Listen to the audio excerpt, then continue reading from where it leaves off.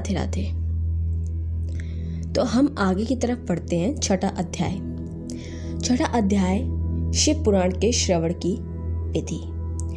तो इसमें सनत जी कहते हैं, महाप्राज्ञ सूत जी, आप धन्य एवं शिव भक्तों में श्रेष्ठ हैं। हम पर कृपा कर हमें कल्याणमय शिव पुराण के श्रवण की विधि बताइए, जिससे सभी श्रोताओं को संपूर्ण उत्तम फल की प्राप्ति हो।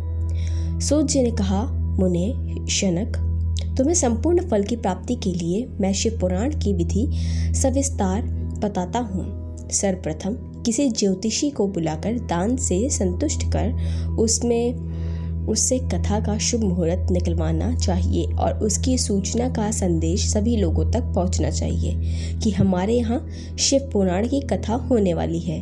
अपने कल्याण की इच्छा रखने वालों को इसे सुनने अवश्य पधारना चाहिए।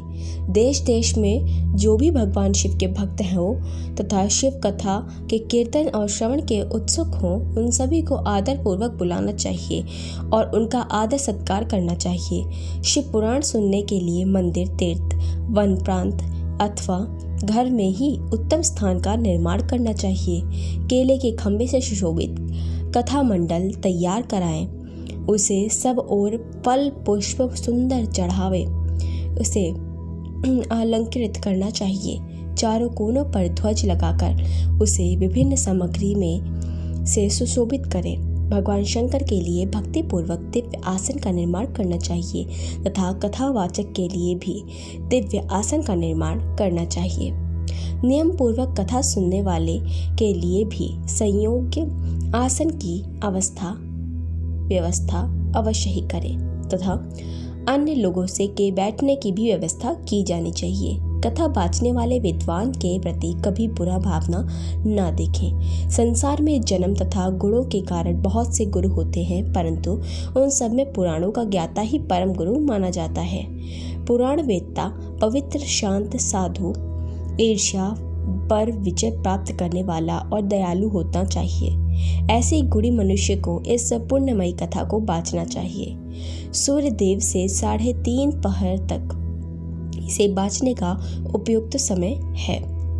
मध्याह्न काल में 2 घड़ी तथा कथा बंद रखनी चाहिए ताकि लोग मलमूत्र का त्याग कर दें और अपने आप को स्वच्छ कर लें।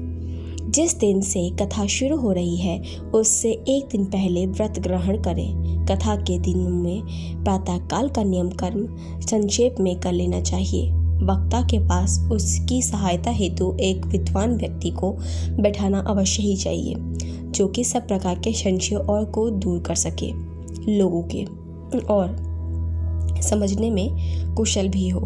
कथा में आने वाले विघ्नों को दूर करने के लिए सर्वप्रथम गणेश जी का पूजन करना चाहिए। भगवान शिव व शिव पुराण की भक्ति भाव से पूजा करें। तत्पश्चात श्रोता तन मन से शुद्ध होकर आदर पूर्वक शिव पुराण की कथा को श्रवण करें। जो वक्ता और श्रोता अनेक प्रकार के कर्मों से भटक रहे हों, काम आदि 6 विकारों से युक्त हों, वे पुण्य के भागी नहीं हो सकते। जो मनुष्य अपनी सभी चिंताओं को भुलाकर कथा में मन लगाते हैं, उन शुद्धि बुद्धि मनुष्य को उत्तम फल की प्राप्ति होती है। तो छठे अध्याय में हमें ये जानने को मिला कि हमें किस तरीके से अपने अगर घर में पुराणों का सानिध्य बैठाते हैं तो हमें किन लोगों को चुनना चाहिए इसके लिए, और कौन कौन सी चीज़ों का इस्तेमाल करना चाहिए, क्या क्या चीज़ों का ध्यान रखना चाहिए। अगला है 7वां अध्याय, जिसमें कि बहुत ही ज़रूरी बात हम सभी को उल्लेखित की गई है। श्रोताओं द्वारा पालन किए जाने वाले नियम। अब हम लोग श्रोता हैं क्योंकि हम यहाँ पर शिव पुराण जैसी महान कथा को श्रवण कर रहे हैं। तो सूत जी बोले, शनक, शिव पुराण सुनने का व्रत लेने वाले पुरुषों के लिए जो नियम है उन्हें भक्ति पूर्वक तुम सुनो। शिव पुराण की पुण्यमयी कथा नियम पूर्वक सुनने से किसी विघ्न बाधा के उत्तम फल की प्राप्ति होती है। दीक्षा रहित मनुष्य को कथा सुनने का अधिकार नहीं है। अतः पहले वक्ता से दीक्षा ग्रहण करनी चाहिए। नियम पूर्वक कथा सुनने वाले मनुष्य को ब्रह्मचर्य का अच्छी तरह से पालन करना चाहिए। उसे भूमि पर सोना चाहिए, पत्तल में खाना खाना चाहिए तथा कथा समाप्त होने पर ही अन्न ग्रहण करना चाहिए। समर्थ मनुष्य को शुद्ध भाव से शिव पुराण की कथा की समाप्ति तक उपवास रखना चाहिए और एक ही बार भोजन करना चाहिए। गरिष्ठ अन्न, दाल, जला अन्न, सेम, मसूर तथा बासी अन्न नहीं खाना चाहिए। जिसने कथा का व्रत ले रखा हो उसे प्याज, लहसुन, हींग, गाजर, मादक वस्तु तथा आमिष कही जाने वाली वस्तुओं को त्याग देना चाहिए। ऐसा मनुष्य प्रतिदिन सत्य, शौच, दया, मौन, सरलता, विनय तथा हार्दिक उदारता आदि सद्गुणों को अपनाए तथा साधु संतों की निंदा का त्याग कर दे और नियम पूर्वक कथा को सुने। सकाम मनुष्य इस कथा के प्रभाव से अपनी अभीष्ट कामना प्राप्त करता है और निष्काम मोक्ष प्राप्त करता है। सभी स्त्री पुरुषों को विधान से शिव पुराण की उत्तम कथा को सुनना चाहिए। महर्षि शिव पुराण की समाप्ति पर श्रोताओं को भक्ति पूर्वक भगवान शिव की पूजा की तरह पुराण पुस्तक की पूजा भी करनी चाहिए तथा इसके पश्चात विधि पूर्वक वक्ता का भी पूजन करना चाहिए। पुस्तक को रखने के लिए नया और सुंदर बस्ता बनाएं। पुस्तक व वक्ता की पूजा के उपरांत वक्ता की सहायता हेतु बुलाए गए पंडित का भी सत्कार करना चाहिए। कथा में पधारे अन्य ब्राह्मणों को भी अन्नदान का दान दे। गीता, वाद्य और नृत्य से उत्सव को महान बनाए।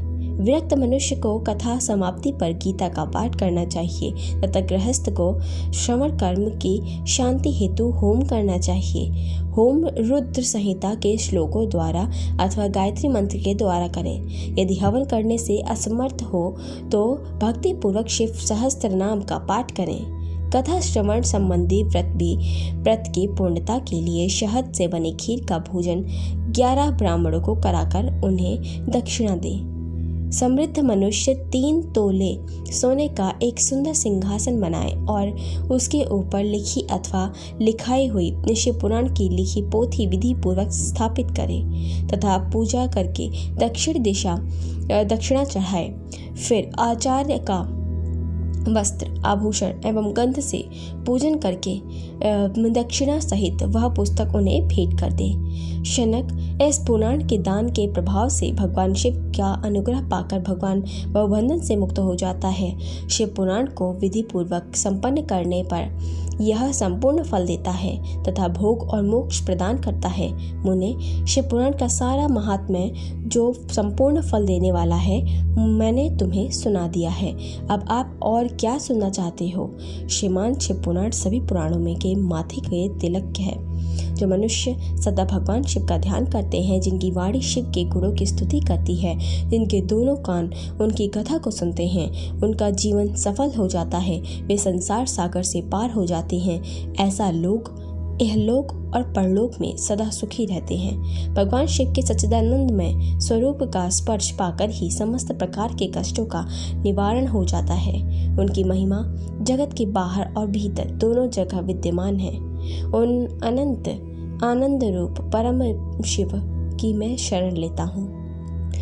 तो मित्रों, यहाँ पे जितनी बातें बताई गई थी आप सभी को कि क्या नियम पूर्वक हमें करना चाहिए जो हम श्रोता हैं। देखिए, श्रोताओं के लिए कई सारी बातें यहाँ उल्लेखित की गई हैं, किंतु हम सभी बातों का पालन यहाँ कई हद तक नहीं कर सकते, क्योंकि कई व्यक्ति हैं जिनका हृदय बहुत बड़ा है किंतु धन की उनके पास थोड़ी कमी है, जिसके कारण से वो ये चीज़ें, ये नियम पालन नहीं कर सकते हैं। तो उनके लिए ये बात मैं आप सभी को कहना चाहती हूँ कि आप बिल्कुल किसी बात का चिंतन ना करें, क्योंकि चिंतन बहुत खराब चीज़ है, आपको कदापि नहीं करनी है।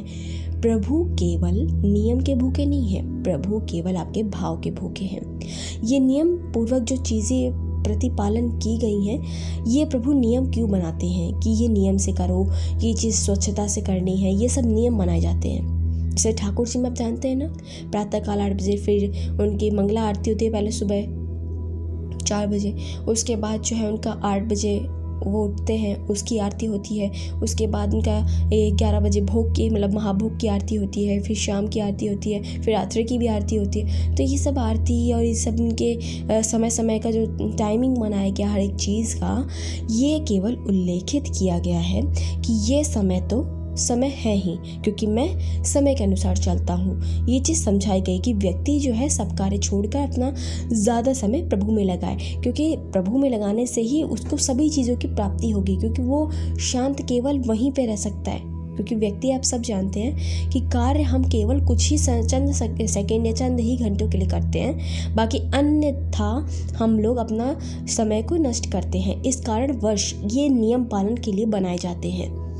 अब नियम पालन हमें क्या बोला गया है? भाव के भूखे हैं भगवान। क्योंकि आप सभी ने ठाकुर जी जगन्नाथ जी की कथा में ये बात सुना होगा कि कर्माबाई थी, जो कि स्वच्छता का कोई भी ध्यान नहीं रखती थी और वो बिना नहाए धोए ही उनके लिए भोजन बनाती थी, जिसे खाने के लिए महाभोग से पहले ठाकुर जी पहुंचकर उनके हाथों से बना हुआ, उनके हाथों से चखा हुआ, उनके मुख से चखा हुआ वो भोजन खिचड़ी खाया करते थे। यदि आपने कथा नहीं सुनी है तो आप इसे पढ़ सकते हैं। तो इस कथा में ये चीज़ हमें देखने को मिलती है कि ठाकुर जी के लिए कोई भी मायने नहीं रखता है समय और ये सब चीज़ें। केवल ठाकुर जी या फिर किसी भी आप जिसे भी नाम को मानते हैं, शिव भगवान को मानते हैं, तो शिव जी को भी ऐसा नहीं चाहिए। वो भी केवल प्रेम के भूखे हैं और ये अलग नहीं है, सब एक ही हैं। तो इन सभी को प्रेम की आवश्यकता है। तो आप जिस भी भाव से अगर आप उनको मिश्री तक भी चढ़ाते हैं, जो क्योंकि अगर आपके पास मिश्री ही है तो भी भगवान उसे स्वीकार करेंगे। तो इसके लिए आप बिल्कुल भी संकोच वश ना करें कि आपके पास कोई भी चीज़ें, कोई भी सामग्री नहीं है। तो मेरे ख्याल से आप सभी को ये बातें समझ में आई होंगी। अब आप सभी से मिलते हैं और यहीं विराम करते अपनी कथा को।